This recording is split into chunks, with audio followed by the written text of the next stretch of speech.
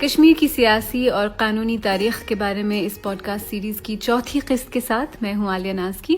یہ podcast doctor Fauzia Lone کے ان آرٹیکلز پر مبنی ہے جو انہوں نے BBC اردو کے لیے لکھے ہیں اور جو آپ ہماری ویب سائٹ پر پڑھ بھی سکتے ہیں.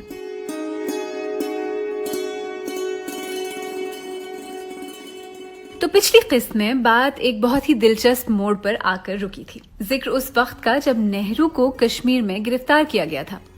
ہوا یہ تھا کہ 18 جون 1947 کو جب نہرو نے مہاراجہ کی اجازت کے بغیر شیخ محمد عبداللہ سے یکجہتی کے ارادے سے کشمیر میں داخل ہونے کی کوشش کی تھی تو انہیں دومل میں مہاراجہ کے احکامات پر گرفتار کر لیا گیا تھا اور وہ 2 دن تک حراست میں رہے.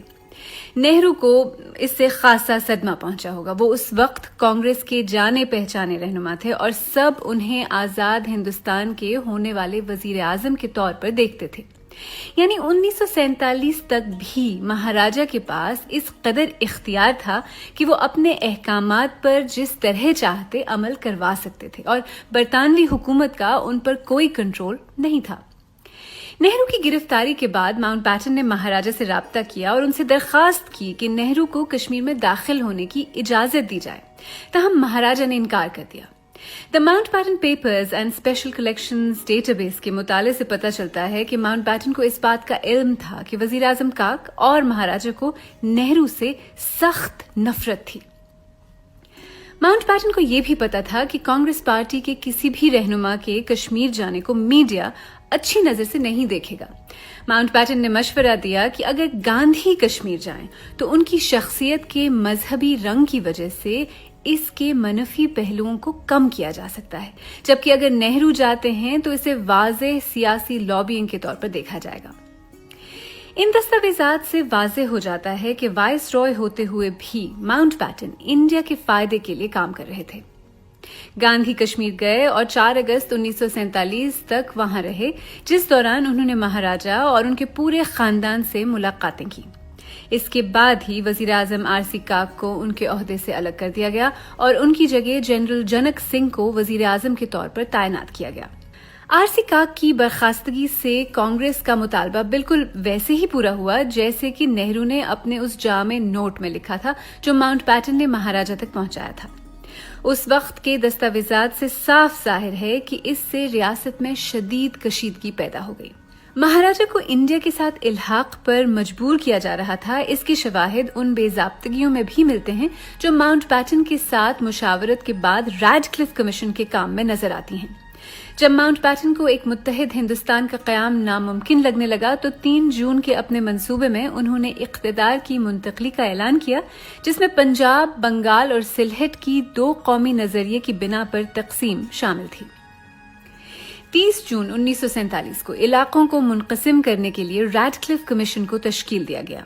تاہم اس کمیشن نے پنجاب کا مسلم اکثریتی علاقہ گرداسپور انڈیا کے حصے میں ڈال دیا، جس سے انڈیا کو کشمیر تک رسائی کا واحد راستہ مل گیا. لیاقت علی خان نے اس بارے میں لارڈ ایسمے کو خط لکھا، جس کے جواب میں لارڈ ایسمے نے لکھا، محمد علی کے ذریعے بھیجا گیا آپ کا ذاتی پیغام دیکھ کر میں دنگ رہ گیا ہوں. جہاں تک بات میری سمجھ میں آ رہی ہے اس کا لب لباب یہ ہے کہ گرداسپور باؤنڈری کمیشن نے مشرقی پنجاب کو عطا کر دیا ہے. اطلاع یہ ہے کہ یہ ایک منصفانہ فیصلہ نہیں بلکہ ایک سیاسی فیصلہ ہے. اگر ایسا ہے تو یہ بہت بڑی ناانصافی ہے اور یہ برطانیہ کی طرف سے اعتماد اور بھروسے کو توڑنے کے مترادف ہوگا. ریڈکلف ایوارڈ کو 15 اگست 1947 کے بعد ہی منظر عام پر لایا گیا. حالانکہ ماؤنٹ بیٹن کو 8 اگست کو ہی اس بات کا علم ہو چکا تھا کہ گرداسپور کی مسلم اکثریت کے باوجود اس کو انڈیا کو عطا کیا جا رہا ہے. انڈیا نے مہاراجہ ہری سنگھ کے ساتھ اسٹینڈ اسٹل معاہدے پر دستخط کرنے میں تاخیر بظاہر ریڈکلف کمیشن کے فیصلے کا انتظار کرنے کی غرض سے ہی کی. اس بات کو مینن کے ایک بیان سے تقویت ملتی ہے، جس میں انہوں نے کہا کہ ہم اسٹینڈ اسٹل معاہدے کے اثرات کو سمجھنے کے لیے وقت چاہتے ہیں. ریڈکلف ایوارڈ کی وجہ سے ریاست کا اب انڈیا کے ساتھ زمینی تعلق قائم ہو گیا. مینن کے اس بیان سے ایسا لگتا ہے کہ کشمیر تک زمینی رسائی نہرو کی سیاسی تگ و دو کا نتیجہ تھی، جس کا نتیجہ بالآخر کشمیر میں انڈیا کی فوج کے داخلے اور پھر نہ چاہتے ہوئے بھی انڈیا کے ساتھ الحاق کی صورت میں سامنے آیا. حقیقت یہ ہے کہ 15 اگست 1947 تک انڈیا یا پاکستان کے ساتھ الحاق نہ کر کے کشمیر آزاد ہو گیا تھا۔ برطانوی ہندوستان کی تقسیم اور ریڈ کلف کمیشن کی بے ضابطگیوں کے نتیجے میں وسیع پیمانے پر ہندو اور مسلمان آبادیوں کی ہجرت ہوئی اور ساتھ ہی قتل و غارت اور ہلاکتیں بھی۔ اس وقت تک کشمیر میں سیاسی کشیدگی میں بھی اضافہ ہو گیا تھا اور مظاہرین سڑکوں پر اتر آئے تھے، خاص طور پر پونچھ میں۔ مہاراجہ کی فوج پر جموں کی مسلم آبادی کے قتل عام کے الزام لگے۔ کچھ اندازوں کے مطابق 5 لاکھ کی آبادی میں سے 2 لاکھ کے قریب ہلاک کر دیے گئے اور جو بچ گئے وہ جان بچا کر پاکستان چلے گئے۔ اس خبر کا نتیجہ یہ ہوا کہ 22 اکتوبر 1947 کو پاکستان کے صوبہ سرحد کے قبائلیوں کی طرف سے کشمیر پر حملہ کیا گیا، جس کا مقصد ان کے بقول کشمیر میں اپنے مسلمان بھائیوں کی مدد کرنا تھا۔ پٹھان قبائلی 200-300 ٹرکوں میں آئے اور انہوں نے لوٹ مار اور قتل و غارت شروع کر دی۔ متحد انڈیا کے آخری commander in chief field marshal Auchinleck کو 30 ستمبر 1947 کو سپریم کمانڈر کے عہدے پر تعینات کیا گیا، جس پر وہ نومبر 1947 تک فائز رہے۔ اس کا مقصد انڈیا اور پاکستان کے درمیان مسلح افواج کی تقسیم کو یقینی بنانا تھا۔ مینن کے مطابق جب آچن لیک کو پاکستانی فوجی ہیڈ کوارٹر سے قبائلی حملے کی پیشگی اطلاع ملی تو انہوں نے انڈین حکومت کو اس سے آگاہ کیا۔ انڈیا تک قبائلی حملے کی خبر 24 اکتوبر 1947 کو پہنچی اور اگلے ہی دن انڈین دفاعی کمیٹی نے، جس کے ماؤنٹ بیٹن بھی رکن تھے، فیصلہ کیا کہ مینن کو فوری طور پر سری نگر جا کر معلومات حاصل کرنی چاہیے۔ مینن کو کرنل سیم مانیک-شا کے ساتھ، جو کہ فضائیہ میں افسر تھے، رائل انڈین ایئر فورس کے DC-3 میں سری نگر بھیجا گیا۔ اس وقت پاکستانی فوج کے commander in chief general Mussoorie Pakistani فوج کے لیے ہتھیار خریدنے کی غرض سے لندن میں تھے، کیونکہ تقسیم کے وقت انہیں اسلحے میں حصہ نہیں ملا تھا۔ مینن کے مطابق انڈیا نے 24 اکتوبر 1947 کے بعد فضائی اور زمینی راستے سے انڈین فوج کو کشمیر بھیجنے کا منصوبہ بنا لیا تھا۔ یہاں یہ بات واضح ہے کہ اس صورتحال میں انڈیا اور پاکستان کے درمیان جنگ شروع کرنے کے بجائے دونوں کی طرف سے قبائلیوں کے خلاف مشترکہ کارروائی کی جانی چاہیے تھی، خاص طور پر اس وجہ سے کہ دونوں فوجوں کا سپریم کمانڈر ایک ہی تھا، فیلڈ مارشل آچن لیک۔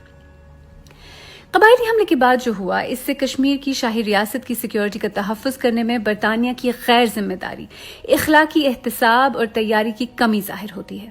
کشمیر نے انڈیا اور نہ ہی پاکستان کے ساتھ الحاق کیا تھا۔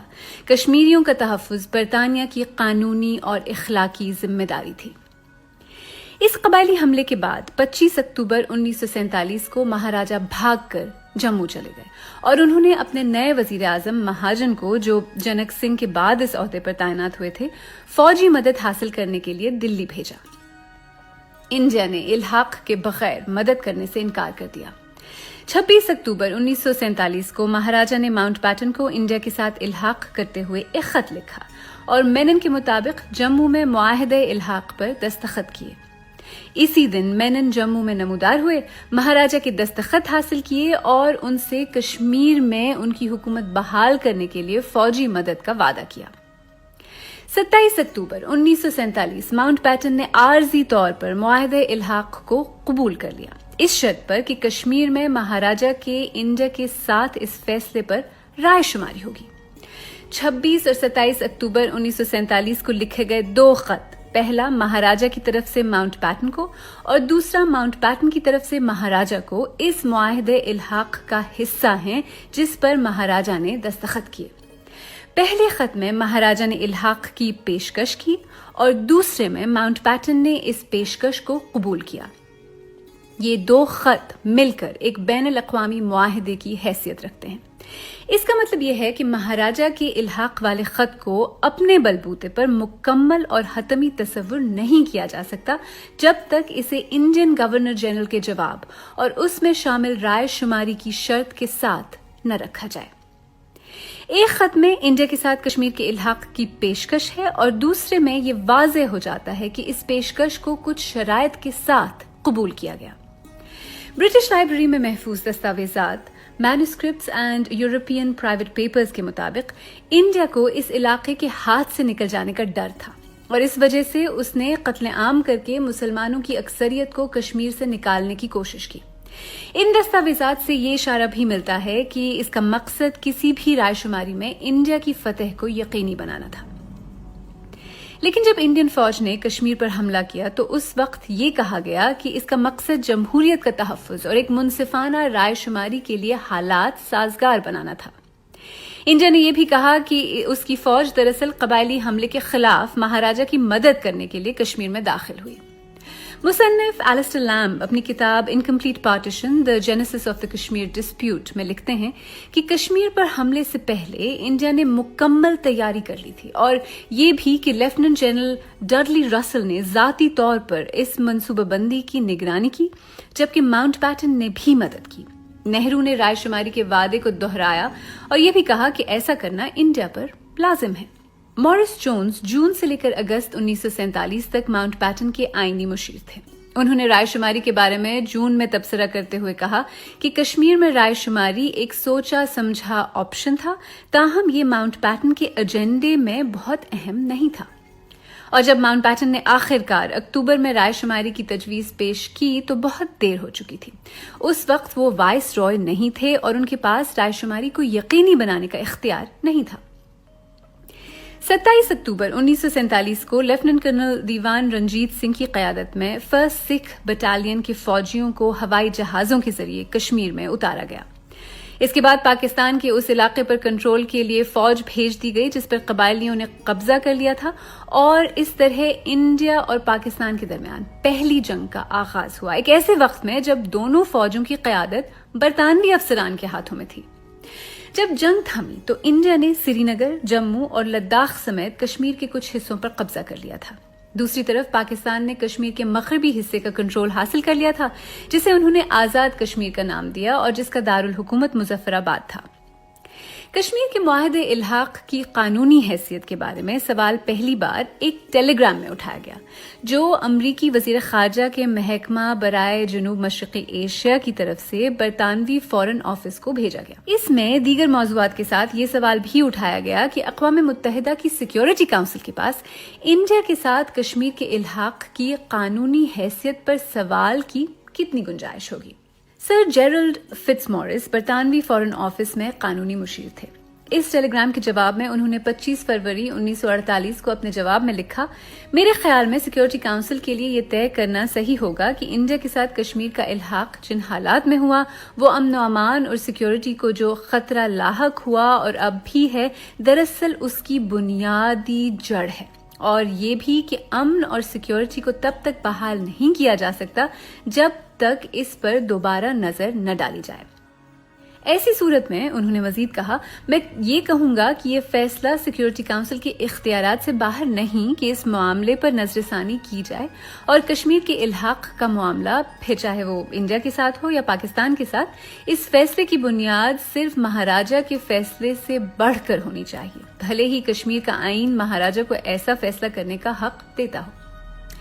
27 فروری 1948 کو سر جی فٹز مورس نے گورنمنٹ آف انڈیا ایکٹ 1935 اور پھر 1947 کے انڈین انڈیپینڈنس ایکٹ پر اپنی ابتدائی رائے دیتے ہوئے لکھا، ایسا معلوم ہوتا ہے کہ اگر کسی انڈین رجواڑے کے حاکم نے اپنی رضا سے آزادانہ طور پر بنا کسی دباؤ یا دھوکے کے الحاق کا اعلان کر دیا اور اس اعلان کو اس ملک کے گورنر جنرل نے قبول کر لیا تو پھر یہ الحاق جائز ہے، بھلے ہی اس رجواڑے کے آئین کے تحت اس حاکم کو ایسا کرنے کا اختیار حاصل ہو یا نہیں۔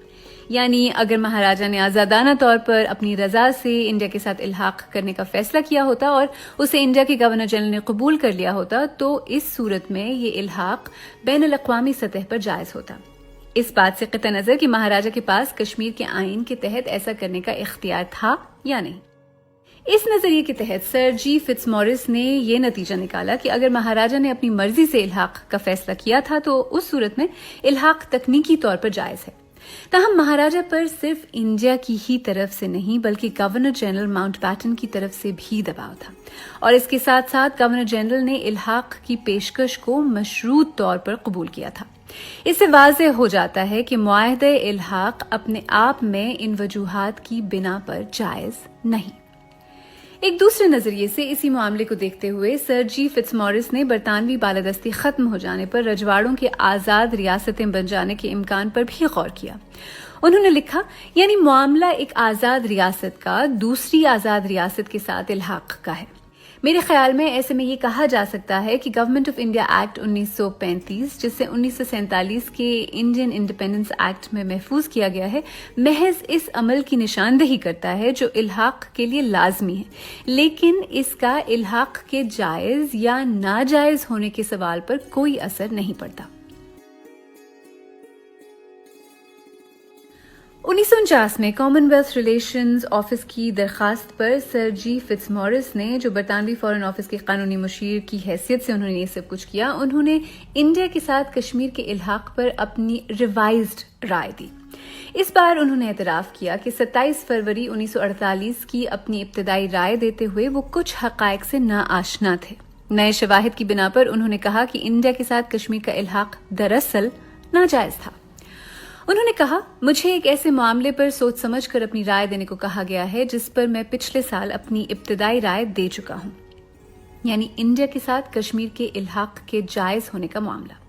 میں یہاں حقائق کو نہیں دہراؤں گا، تاہم کچھ حقائق سے میں پچھلے سال اس وقت آشنا نہیں تھا جب میں نے اپنی ابتدائی رائے دی تھی، اور ان حقائق کی روشنی میں اب میں اس نتیجے پر پہنچا ہوں کہ انڈیا کے ساتھ کشمیر کا الحاق بالکل ناجائز تصور کیا جا سکتا ہے جب تک کہ یہ پتہ نہ چلے، اور مجھے نہیں لگتا کہ ایسی کوئی بھی اطلاع ہے کہ پاکستان نے اس وقت تک کشمیر کے ساتھ اپنے اسٹینڈ سٹل معاہدے کی ایسی خلاف ورزیاں کی تھیں جن سے وہ معاہدہ ختم ہو گیا ہو. اس وقت کے برطانوی attorney general sir heartily شاو cross نے 20 جون 1949 کو فٹزمورس کو لکھے اپنے خط میں ان کی رائے کے 3 قانونی نکات سے اتفاق کیا. پہلا یہ کہ مہاراجہ الحاق کے وقت آزاد نہیں تھے، دوسرا یہ کہ مہاراجہ کے پاس ریاست کا کنٹرول نہیں تھا اور وہ الحاق کو یقینی بنانے کی حالت میں نہیں تھے، اور تیسرا یہ کہ الحاق کی پیشکش کو مشروط قبولیت دی گئی تھی. سر جی فٹزمورس کی قانونی رائے سے یہ اخذ کیا جا سکتا ہے کہ کشمیر کا رجواڑہ قانونی طور پر 1947 میں ختم نہیں ہوا. یہ واضح ہے کہ برطانیہ اور انڈیا دونوں نے ہی کشمیر میں رائے شماری کرانے پر رضامندی ظاہر کی، تاہم تب سے اب تک انڈیا اپنے اس قانونی عہد سے مکر چکا ہے. سر جی فٹزمورس نے اپنی ریوائزڈ رائے میں کشمیر کا موازنہ بالٹک ریاستوں سے کیا اور یہ بھی کہا کہ جائز الحاق نہ ہونے کی صورت میں یہ دراصل بزور بازو یا فوجی طاقت کی بنا پر الحاق کا کیس ہے. فوجی طاقت کے زور پر ہونے والے اس الحاق کو اب 73 برس گزر چکے ہیں. اس دوران کشمیر کی شاہی ریاست کو انڈین آئین کے آرٹیکل 370 اور 35A کے تحت انڈیا کا آئینی طور پر حصہ بنانے کی کوشش کی گئی، تاہم انڈیا نے 5 اگست 2019 کو یک طرفہ طور پر آرٹیکل 370 کو ختم کر دیا. اس کے بارے میں بات اگلی قسط میں کریں گے، ضرور سنیے گا.